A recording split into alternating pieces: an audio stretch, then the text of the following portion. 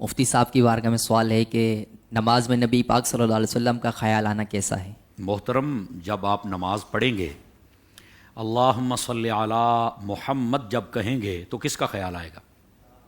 تو خیال تو آئے گا نا جی، خیال سے تو بچ نہیں سکتے۔ اور پھر یہ ایک مسلمان کا یہ سوال کرنا کہ خیال آنا کیسا ہے، یہ بھی ایک سوالیہ نشان ہے۔ خیال تو آنا ہے نا نبی پاک صلی اللہ علیہ وسلم کا۔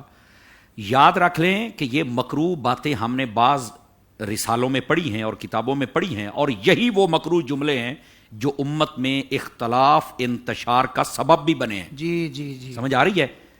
نماز میں نبی پاک صلی اللہ علیہ وسلم کے خیال آنے سے کسی قسم کی ممانت نہیں ہے۔ یاد رکھ لیں، علماء کرام نے فرمایا جب تم التحیات پڑھتے ہو السلام علیک ایھا النبی جب کہنا ہے، امام غزالی کو ہی پڑھ کے دیکھ لو، ان سے بڑا تو صوفی کوئی نہیں تھا نا، ان سے بڑا تو انہماک کے ساتھ نماز پڑھنے والا کوئی نہیں تھا نا۔ یہ بزرگوں کی میں بات کر رہا ہوں، ان کے جو ہم اثر ہیں۔ تو جب وہ نماز پڑھتے انہوں نے بھی لکھا ہے، فرمایا جب یہ آپ نے پڑھنا ہے تو آپ نے یہ ذہن رکھنا ہے کہ ہمارے نبی صلی اللہ علیہ وسلم یہ سلام سن رہے ہیں اور میں ان کو سلام کہہ رہا ہوں اور وہ جواب بھی عطا فرما رہے ہیں۔ واہ واہ واہ۔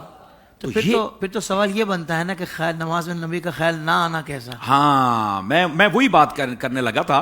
حافظ طاہر تو پھر ماشاءاللہ سوال کو کرید کے بار لے آتے ہیں نا، اللہ کریم آپ کو خیر و برکت دے۔ تو یہ سوال کرنا چاہیے کہ نماز میں اگر نبی کا خیال نہ آئے تو کیسا ہے؟ تو آپ خیال سے تو بچ سکتے ہی نہیں۔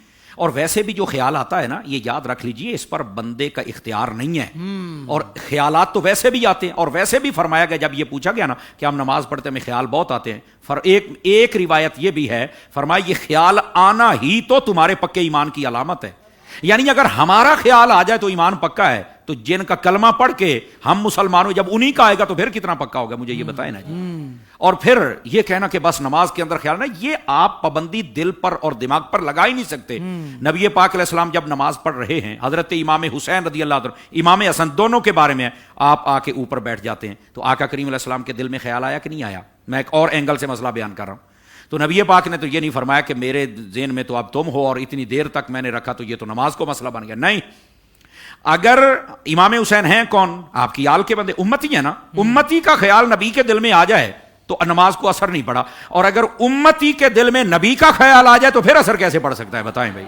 اللہ۔ اور اگر آپ بخاری شریف پڑھے تو بابا اس سے بھی اگلی بات ہے، صرف خیال نہیں، دیدار تک بات ہے۔ اللہ۔ آقا کریم علیہ السلام کے جب آخری ایام تھے، آپ اس وقت بیماری آپ کی برکت لینے کے لیے تشریف لائی ہوئی تھی، تو آقا کریم صلی اللہ علیہ وآلہ وسلم فرمایا مروا ابا بکر فلیصلی بالناس، ابو بکر سے کہو نماز پڑھائیں۔ آپ پڑھا رہے ہیں۔ نبی پاک جب تشریف لائے نا، دیکھا آپ نے تو صحابہ کرام علیہم رضوان، ایک موقع ایسا بھی تھا کہ آپ تشریف لائے، ایک میں دیکھا اور چلے گئے، ایک میں ہے دیکھا اور آپ پھر تشریف لائے، حضرت ابو بکر صدیق پیچھے بھی آ گئے۔ یہ کئی موقعوں پر ایسا ہوا ہے۔ صحابہ کرام کہتے ہیں جب حضور نے پردہ ہٹا کے ہمیں دیکھا نا، اور ہم نے حضور کو دیکھا، کأنہا ورقۃ مصحف، حضور کا چہرہ ایسے لگتا تھا جیسے قرآن کھل گیا ہے۔ اللہ۔ تو یہاں خیال کی تو بات ہی نہیں، یہاں تو دیدار کی بات ہو رہی ہے۔ اللہ۔ تو یہ کیسا جملہ ہے کہ نماز میں نبی کا خیال آ سکتا یا نہیں آ سکتا؟ پابندی یہ ہو ہی نہیں سکتا خیال نہ ہے، بلکہ ہماری نماز کامل ہی تب ہوتی ہے جب حضور کا